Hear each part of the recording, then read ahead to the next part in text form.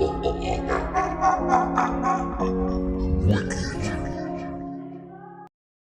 the peacock feather. Now in reference to Argus again now, if we go back, right, we're just talking about Thoth, right, slash Hermes, right, or the different epithets, right? What was an epithet? Descriptive name for the same person, just another descriptive name for the same person. So an epithet of Thoth would be Argefontes. It says here, Hermes' epithet, Argefontes, meaning Argus, slayer, recalls his slaying of the 100-eyed giant Argus Panoptes, who was watching over the heifer nymph Lo in the sanctuary of Queen Hera herself in Argus. Hermes placed a charm on Argus' eye with the caduceus to cause the giant to sleep. After this he slew the giant.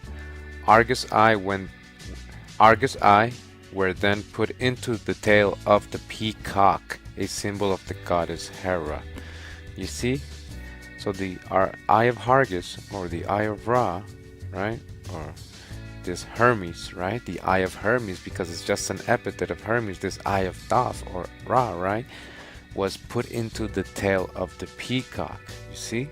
More corroboration. This is in Wikipedia, right? This is a different epithet of Hermes according to Wikipedia. Alright? Again, a symbol of the goddess Hera. We haven't gone to Hera, but we will soon. It says here, why do Christian conspiracy theories argue against the all-seeing eye from Illuminati when the eye is a symbol of Christian Trinity of God? With a question mark, according to whoever wrote this, right? So, it says here, ancient Greeks believed that the flesh of the peafowl did not decay after death, and so it became a symbol of immortality. Because the peafowl is also another description, I guess, of the Greeks of the peacock. This symbolism was adopted by early Christianity, and thus many early Christian paintings and mosaics show peacocks. The peacock is still used in Easter season, especially in the East. The eye in the peacock's tail feathers symbolize the all-seeing God, and in some interpretations of the church, a peacock drinking from a vase is used as a symbol of Christian believer drinking from the waters of eternal life. You hear this? Now, the peacock can also symbolize the cosmos, right?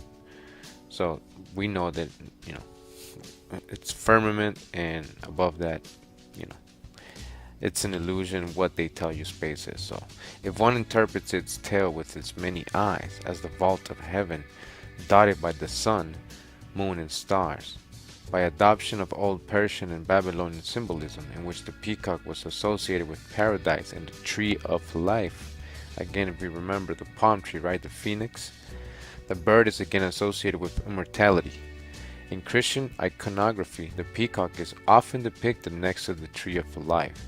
See, Christian symbolism says here. It says, bottom line, the eye is Christianity as a symbol for all-seeing triune God. Remember what triune God means, the triune God, right? That's that Trinity, that Thoth, three face, the three head, the three different aspects of a God, Trinity. So it says here, so the conspiracy theorists got this wrong, according to him. So he should look up the etymology of triune, or look up what it means and where it comes from. So, you know, this religions can give you so many rebuttals and excuses why they have these images, these idol images, right, on their windows and in part of their religion. But, you know, when we look for the foundational truths, we know better, right? What we're studying right now. So let's continue. It says, because of this belief that the peacock's flesh did not decay after death, the peacock became a symbol of Christ. And as such, the early Christian paintings and mosaics used peacock imagery. When the peacock displays its tail, it looks like hundreds of eyes are watching us. The all-seeing eye again. Because of this, the peacock has been associated with the all-seeing eye of God, who sees all actions and all people, meaning that nothing escapes the universal justice. The peacock also came to symbolize the all-seeing Catholic Church. Okay, you see what it's symbolizing? The all-seeing Catholic Church. And who is this Catholic Church that has conquered and divided the nations and came and destroyed peoples over here, original Hebrews that were over here in America, in the name of the church and Jesus, Jesus. Continuing, who watches over her children continually, it says, day and night. So the peacock also came to symbolize the all-seeing Catholic Church. As you can see here, some of the images of some of the peacocks as you can see on the walls or these churches, right? It says peacocks were common decorative motifs on old churches and buildings. It says on the bottom there in red. And on the top here it says the eyes of the peacock feathers also symbolize the beatific vision, the direct perception and knowledge of God as he truly is, enjoyed by angels, Christ, and the saints in heaven, which was another reason it was decorative motive on medieval tomb sculptures. Okay, the peacock is a destroyer of serpents, and the bestiaries tell us it could swallow the poisonous venom without harm. Now, is that a good thing? Because I know that there's a duality to the serpents. You know, there is a part where the serpent means knowledge or wisdom, right? So there is this peacock destroying wisdom or knowledge, right? You know, it could refer to that as well. I mean, like the eagle eating the snake on the Mexican flag. So remember, eagle is the phoenix, another representation of the phoenix. So let's continue. It then used the poisons it swallowed to create its colorful plumage. So the peacock can eat poison, and then it says that that's why it has those colors on its tails, that it basically expels it and creates those colorful plumage that it has. For this reason, its blood was believed to dispel evil spirits, and its feathers and meat to cure snake bite and sickness. St. Augustine affirms this belief of the antiseptic qualities of the peacock flesh in the city of God, says there. In Hinduism, the Ramayana relates that when the god Indra transforms himself into an animal, again the god Indra, he becomes a peacock. In India, the peacock was believed to have 1,000 eyes in its feathers and had power to kill snakes. Again, killing snakes. This sacred bird that symbolized the heavenly host is known to have been kept in Babylon for religious purposes.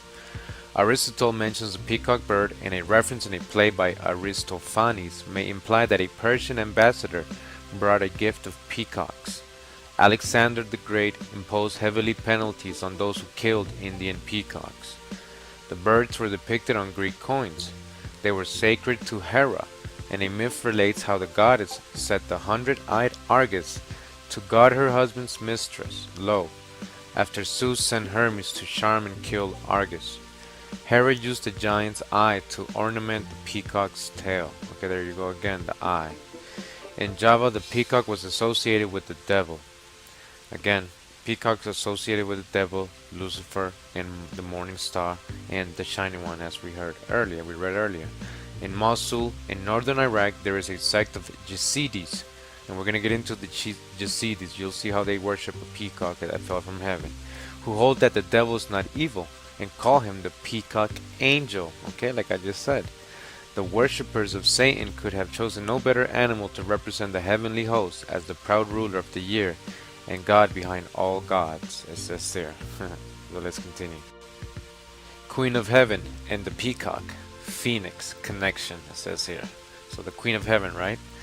June, Queen of Heaven, to the Romans, had a peacock as her sacred bird, and we'll get into that later as well with June. The peacock or phoenix has long been connected with the zodiac.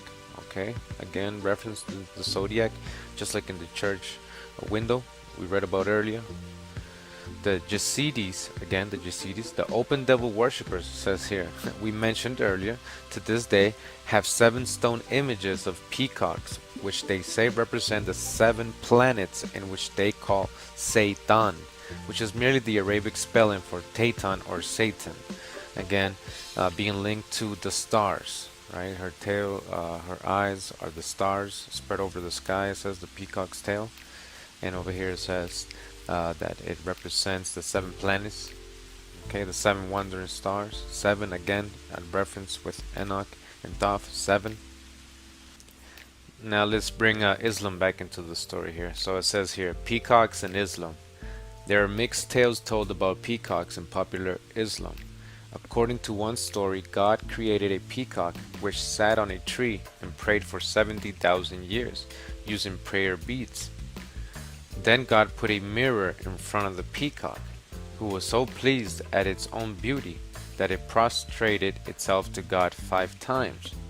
So the tradition of 5 prayers a day arose among the Muslims. You hearing this? Where they got